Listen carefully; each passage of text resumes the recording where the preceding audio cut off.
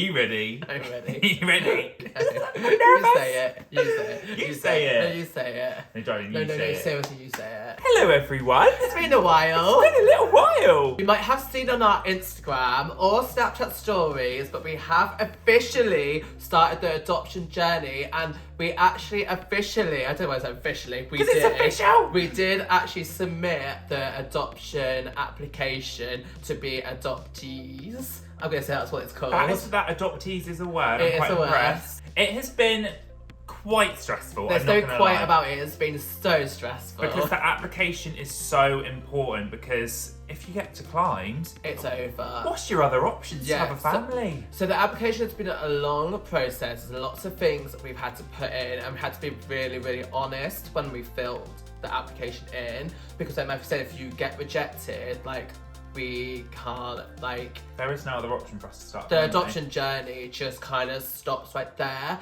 So earlier this week, we did get an update, and we just want to show exactly what happened earlier this week. Ready? You ready? That'll be fine though, won't it? Yeah.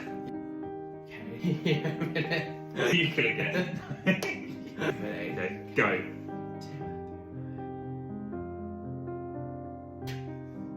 Hey, hey. Colin. Dear Matthew and Ryan, thank you for submitting and choosing to progress your adoption application. We're delighted to confirm that your application's been accepted. And you can now begin stage 1 of the adoption assessment. Congratulations. God, that's so good. So yeah, we're on stage 1 of adoption.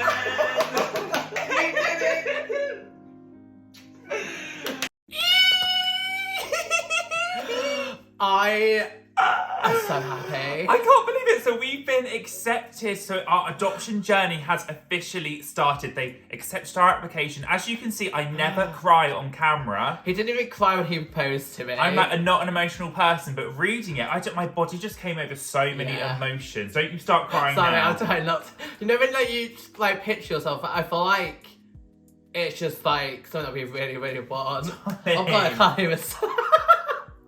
Hold on. Okay. Breathe, put it together. I'm not gonna cry. I just feel like we were really, really worried because obviously doing stuff online, we were really worried like our past, my past, and stuff like that. Oh, hello! Oh, someone wants to come say hello to the YouTube family. Look, Daddy, stop crying. It's just it takes so much emotions out of you because you think when you were kicked out for being younger, all these things you think, is that going to affect anything? Us creating content online, is that going to affect any? Like, you just get so in your head, even though the support from the social workers has been incredible. We can officially say we have been accepted onto the adoption journey. And we are one step closer to growing our family with another human. Sorry, Moscow. Now, this journey is so complex, and we're going to share as much of it as possible we can over the process. And obviously, we've been sharing bits, like Ryan said, on stories, Snapchat. We've even shared on the community, everything. Just saying, we're applying for this. Wish us luck, basically. And you guys did, so we love you guys. Thank you so much for manifesting good times. Yeah.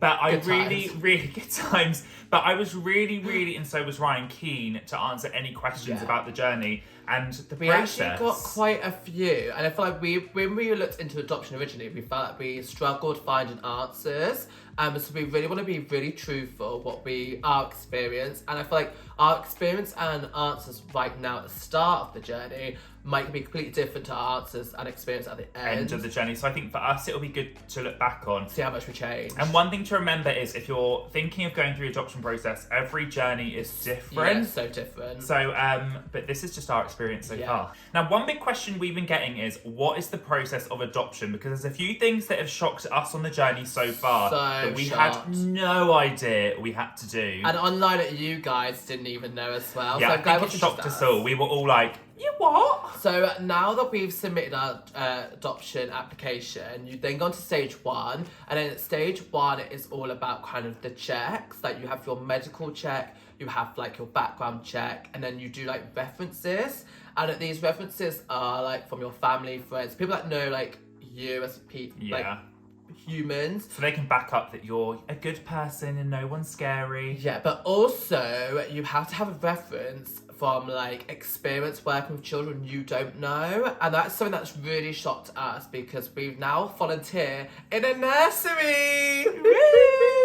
I'm not gonna lie, It was so scary at first. we work in a nursery one day a week at the moment. Yeah. And we only do a few hours Yeah. every week, and it basically supports our application because obviously we do content online. We're not teachers. We're not we don't work with children we don't know. We're so lucky that we've joined a really cute nursery. They're so cute. supportive, Really and helpful. It's really, really fun. And we basically have 1 to 2 year olds in one group, and then I think it's 2 to 4 year olds in the older group. And then we swap each week so we kind of get different experiences. So yeah, work experience was one thing that I didn't think we would have to do, but I'm more than happy to do it. We learn a lot. We do learn quite a lot. I feel like it's taught us stuff that will answer these questions. And then you move on to stage 2, which is approximately 4 months. And in stage 2, you kind of go through how you would deal with children. So you meet your social worker. They do home checks to make sure like your home is like safe for a young child, and then you kind of go through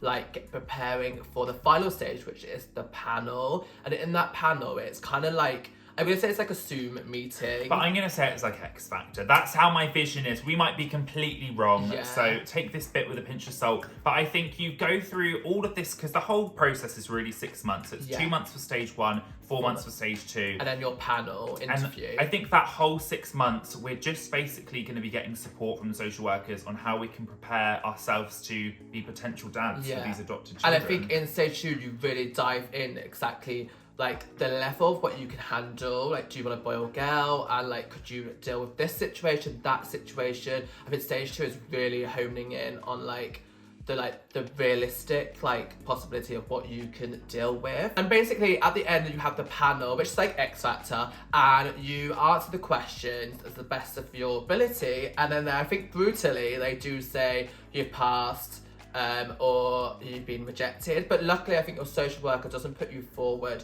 unless they think you're ready. So we've taken these questions across all of our socials. We picked a few from So each. thank you so much for Massive just getting thank you. involved. And the first question which we've had so much throughout this is, what made you choose adoption rather than surrogacy? Love adoption. Well, I feel like I personally always wanted to adopt. I feel like adoption was always like the card I wanted to play. We did look at surrogacy, and this is my opinion, but I feel like I just had a really bad experience with like the agencies we were going for.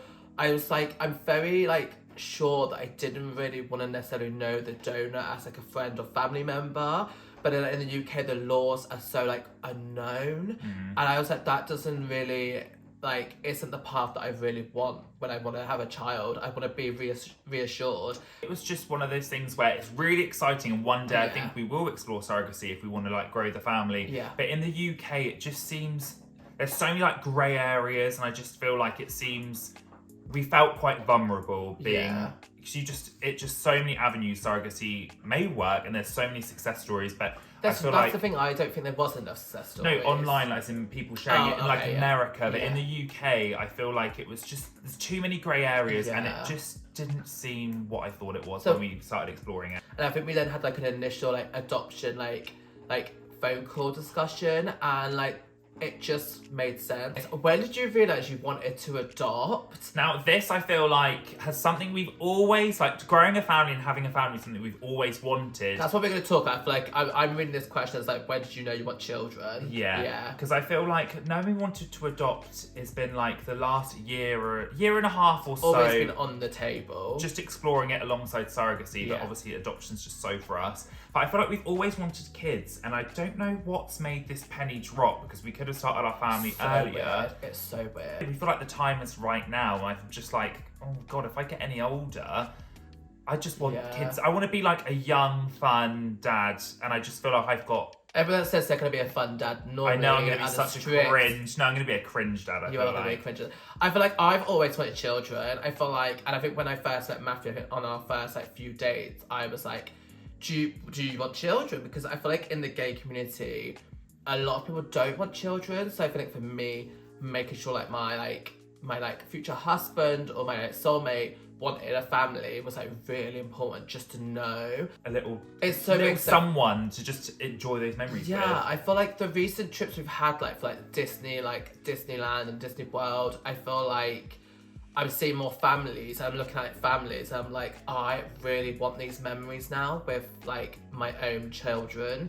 So I thought that maybe was like the push that I like really needed. So Yeah. thank you, Disney. Thanks, Disney. Thanks, Mickey. Are you adopting a baby? And I feel like right now, so basically we're telling you how we feel right now. I would love a baby. We really want to go as young as possible, I feel like. Yeah, I thought that's our plan initially right now is to adopt like young. But I have been told, or we were told by our Yeah. social workers, It's harder. it's harder because obviously I think a lot of people are like, I want a baby because that's just what the people would like.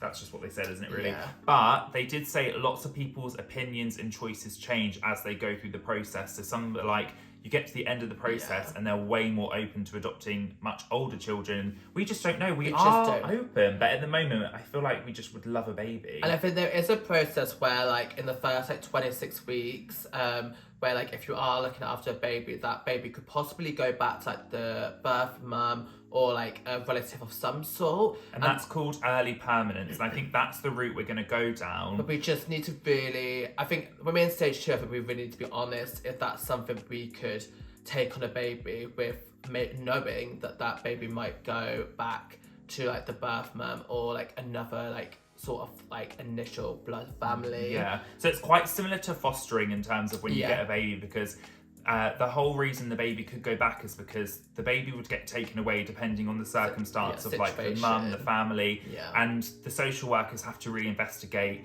Is there any chance this baby could go back or could work with their birth family? And they did say it's quite unlikely if they've taken the baby away from the I think mum, it was like 1 in 36 last year. went back, because if you're taking the baby away, things have to be quite tough and bad. Yeah. But there is that chance that if you do go down early permanence, it's kind of like fostering for the first 6 months, the baby could go back. So you just never know. And I feel like I'm really scared of that. So I feel like we are like not, on all honesty, I feel like we're not sure just yet with that process. Yeah, but there is also ways. There's sometimes that the baby just it goes straight up for adoption. So it's just there's so many options right now. Are you wanting more kids or just one for now? So Matthew really wants twins. Oh my god! If I got twins, I'd be so. Oh my god! If twins come up, I will fisticuffs anyone that tries to get them. I would love twins. Triplets. Give them. No, I can't. I cannot. Quadruplets. Oh Okay, that's no, you're gonna be too taking the much. mic. You're taking the mic. We have spoke and said that we could do more than one kid. So I feel like we would maybe look at like siblings, for example. So And that's one question that did come up Yeah. quite a lot. Would you have siblings? So I feel like if we had a baby, for example, and like they've a got 2 or 3-year-old brother or sister. then we're going to be like, yes, because they really obviously don't want to split siblings up. And I think we're very keen on not splitting them up. And I feel like I like the idea of having like the siblings together because I thought they'll like have each other. And I feel like we're in a very lucky position where we feel like we could give and make room for 2 children. And There's sibling groups offered to us. We're going to say, hell yeah! come to daddy! Are you planning on getting a boy or a girl? Now, this question, I would originally hands down say a girl, but now because of the nursery placement, It really has done wonders because we were both. opened our eyes. Yeah, a now lot. I feel like we would love, if someone was to say, what do you want right now? I'd say I'd love a boy. Yeah, I would also say I would love a boy. I think from the nursery placement, I feel like I always worried that I wouldn't be able to connect with boys, and I really found that I actually connected with boys absolutely fine. It was nuts. Like the boys gravitate towards us in this Yeah. nursery and it's so cute. So, but then I feel like when it comes down to it, I generally feel like we would be open for boy or girl. I think we're really not that first, but I think right now we would love a little boy. We'd love a little boy. And the last question we thought we'd go through today. It's really controversial, this one is. Are you going to show your child's face on the internet? So right now we don't know. I think it's one of those situations where like their safety will always be like our number one priority. So I think with the adoption, every adoption is very different, but you don't know like why they've been put up for adoption. It might be that like you need to keep their identity a secret. They might come private. from a really unsafe family, Yeah. so then obviously we don't want to be like, we've got a baby, Yeah. because you know the family might recognise them, see us, and then you just never know. But at the same time, I really, because we did this with Roscoe as well, and I really, really love, and I enjoyed the content. I love seeing like kids' first steps, or kids saying like mummy or daddy for the first time. I think I love that. And I also love it for memories as well. And I think there's no right or wrong answer No, to there this, because I know isn't. so many people have opinions about it, but I think Strong there's strong opinions, but there's a difference between exploiting your children and just sharing everything, which is what we will never do, Yeah. and sharing some cute key moments and keeping them. But I also think there's a way of doing it if we decide not to share their face. There's ways of doing that we can still show our like child and be parents without like necessarily giving their like identity away, like the back of them. Like and the stuff. first steps, for example, we Yeah. might just show their feet in the back of their head. So I feel like we're honestly not sure, and every day we discuss it, every day we keep flipping I think it just depends whatever happens and But what the there's- future brings. the situation and like what that child, like the history of that child. And it might be a situation where we get the child and we're like, I'm happy to share stuff, and actually when we get our like child, we might do it 360 and Be like, oh, too No. precious, but we just never know. That's the. I can't believe we're making this video and it's real. I can't believe this. We're actually talking about being dads. Like, how After crazy. all the videos we've done over the years, like funny videos, and Yeah. just based around being dads and parents, and now I'm like, crikey, we're actually on this journey. It's And our crazy. wedding journey. Yeah. Like, two big things in our lives, and I feel like we just could not be more happy than we It's are a right big now. year. But we thank you guys so much for Yeah. leaving your questions across our social media channels. Make sure you follow us, subscribe if you're new, hit the notification bell, and if you've got any other questions about the process, please leave it down below. And until next time, we love you guys so much, and we'll be back very, very soon. Bye, everybody. Bye.